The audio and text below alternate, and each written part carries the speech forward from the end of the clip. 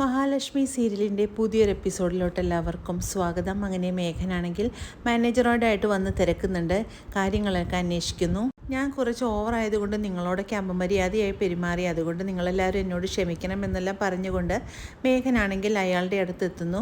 അങ്ങനെ അയാളെ കാണിക്കുകയാണ്. ഈ ഫോട്ടോയിൽ കാണുന്ന ദമ്പതികൾ ഇവിടെ താമസിച്ചിരുന്നോ എന്ന് ചോദിക്കുമ്പോഴേക്കും അയാൾക്ക് കാര്യങ്ങളെല്ലാം പിടികിട്ടുന്നു. അതിന് മുമ്പേ തന്നെ അനന്തുവാണെങ്കിൽ ഇയാളോട് ഈ കാര്യങ്ങളൊക്കെ പറഞ്ഞിട്ടുണ്ട്, ഞങ്ങളിവിടെ വന്നിട്ടുണ്ട് ഉള്ള കാര്യം ഒരിക്കലും ആരും വന്ന് ചോദിച്ചാലും പറയരുതെന്ന് പറഞ്ഞിട്ടുള്ളത് കൊണ്ട് അതും പ്രകാരം അയാളാണെങ്കിൽ ഇവരെ ഇതുവരെ കണ്ടിട്ടില്ല, ഞാൻ ആദ്യമായിട്ടാണ് ഇപ്പോൾ ഫോട്ടോയിലാണ് കാണുന്നതെന്നെല്ലാം പറയുന്നുണ്ട്.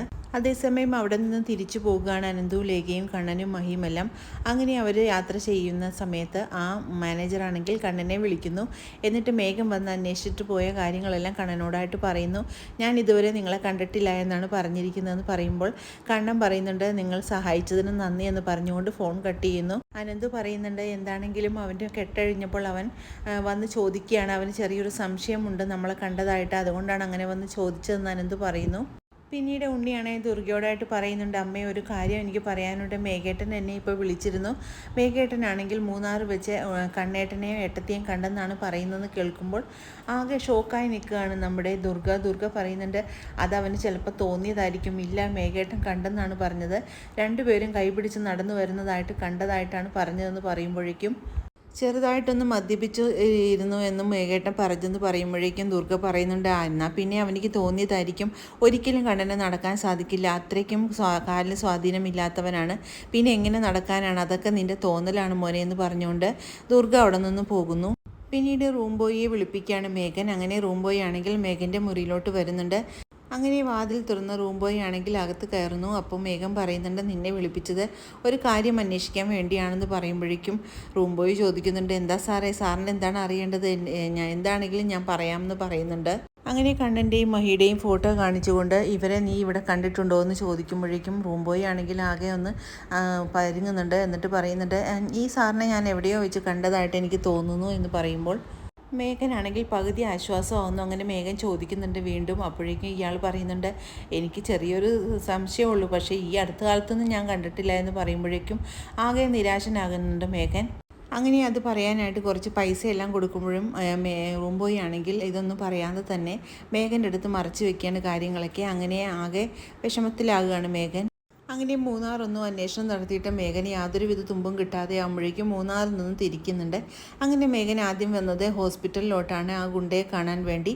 അങ്ങനെ ഗുണ്ടയുടെ അടുത്ത് ചെന്നിട്ട് മേഘനാഥനാണെങ്കിൽ ചോദിക്കുന്നുണ്ട്, നിന്നോടൊരു കാര്യം ചോദിക്കാനാണ് ഞാൻ വന്നത്, അത് സത്യമായിട്ട് തന്നെ എൻ്റെ അടുത്ത് പറയണമെന്നെല്ലാം പറയുമ്പോഴേക്കും ഗുണ്ടയാണെങ്കിൽ ആകെ ഭയക്കുന്നുണ്ട്. കാരണം മാർക്കോയുടെ ഭീഷണി വേറൊരു പുറത്ത് കിടക്കുന്നതുകൊണ്ട് ഗുണ്ടയ്ക്കാണെങ്കിൽ മേഘനാഥനോട് സത്യം പറയാനാണെങ്കിൽ ആകെ ഭയക്കുന്നു. മാർക്കോനെ പേടിച്ചിട്ട് കൊണ്ട് തന്നെയാണ് അങ്ങനെ അയാൾ ചെയ്യുന്നത്.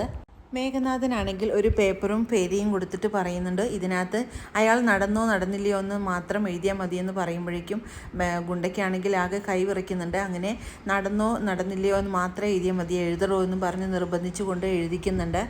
മാർക്കോനെ ഭയന്നുകൊണ്ട് തന്നെ അയാളാണെങ്കിൽ നടന്നില്ല എന്ന് തന്നെ എഴുതുന്നത് കണ്ടപ്പോഴേക്കും നമ്മുടെ മേഘനാണെങ്കിൽ ആകെ സന്തോഷമാകുന്നുണ്ട്.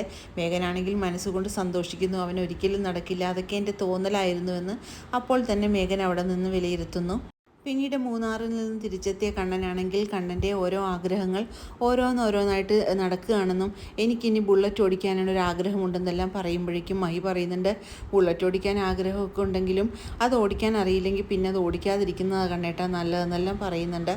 അങ്ങനെ മാർക്കോ ആണെങ്കിൽ കണ്ണനെ കാണാനായിട്ട് അവിടെ വരുന്നുണ്ട്. കണ്ണൻ്റെ ആഗ്രഹം മാർക്കോനോട് പറയുമ്പോഴേക്കും അതിനെന്താ സാറേ, ഞാൻ സാധിപ്പിച്ച് തരാമെന്നെല്ലാം പറഞ്ഞുകൊണ്ട് ഒരു ഗ്രൗണ്ടിൽ കൊണ്ടുപോയി തന്നെ കണ്ണനെ ഓടിപ്പിക്കുന്നുണ്ട് നമ്മുടെ മാർക്കോ. അങ്ങനെ അത് കണ്ട് സന്തോഷിക്കുകയാണ് മാർക്കോ. സാറ് നന്നായിട്ട് വണ്ടി ഓടിക്കുന്നുണ്ടല്ലോ, സാറിനാണെങ്കിൽ മഹാലക്ഷ്മിയും കൂട്ടി ഇനി എവിടെ വേണമെങ്കിലും കറങ്ങാമല്ലോ, അതിനുള്ള പാകമായിട്ട് പഠിച്ചിട്ടുണ്ടെന്നെല്ലാം മാർക്കോ പറയുന്നുണ്ട്.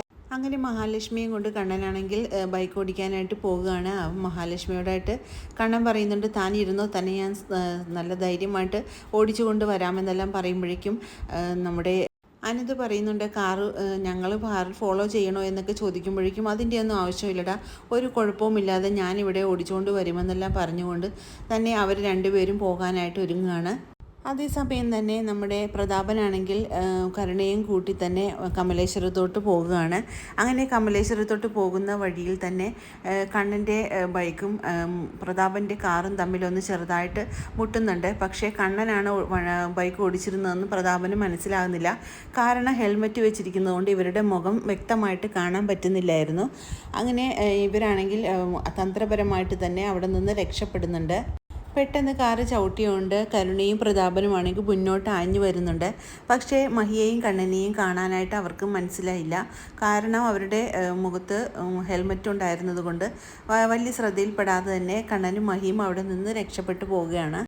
അങ്ങനെ വളരെ ത്രില്ലിംഗ് ആയിട്ടുള്ള ഒരു എപ്പിസോഡുകളാണ് ഇനി വരാനിരിക്കുന്നത്. ഈ റിവ്യൂ ഇഷ്ടമാകുകയാണെങ്കിൽ ലൈക്കും ഷെയറും സബ്സ്ക്രൈബും ചെയ്ത് സപ്പോർട്ട് ചെയ്യണേ. പുതിയൊരു എപ്പിസോഡിനായിട്ട് നമുക്ക് കാത്തിരിക്കാം.